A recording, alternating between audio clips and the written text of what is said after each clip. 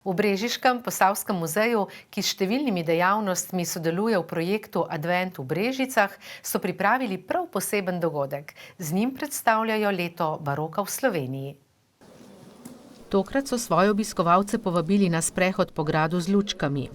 Občutek je odličen, tudi, tako bom rekel, popestri dogajanje tu okrog.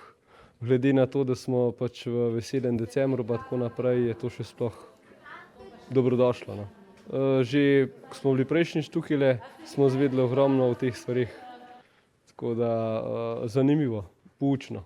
Gospod Sergej je sicer zvesti obiskovalec Posavskega muzeja Brežice, a je bil vseeno večer z lučkami tudi zanj kar poučen.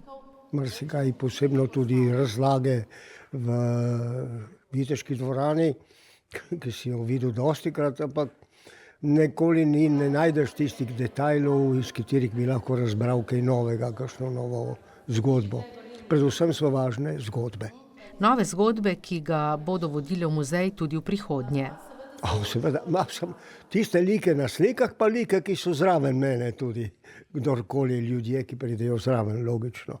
Kot je že omenjeno, v Posavskem muzeju Brežice že celo leto posvečajo baroku, to pa je bil eden zadnjih dogodkov iz tega sklopa. Smo pa v bistvu ta zadnji tak dogodek baročni, bi lahko rekli, letos pa posvetili Valvazorju in njegovi drugi ženi Ani Maksimili, ter seveda to povezali tudi z Adventom v Brežicah, se pravi en tak malo drugačen dogodek, neke vrste kostumirano vodstvo in pač en spomin na recimo 17. in 18. stoletje.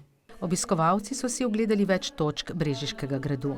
Osrednja točka je ta baročni del, se pravi naša lepa Viteška dvorana, pa kapela, pa potem seveda tudi stopnišče, pa seveda ta vloga Valvazorja, ker on je začetnik dejansko vsega, ne? To bi lahko rekli muzealstva, turizma, nekega raziskovanja naših krajev.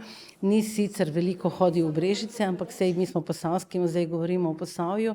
So pa obiskovalci Viteške dvorane v njej lahko tudi zaplesali.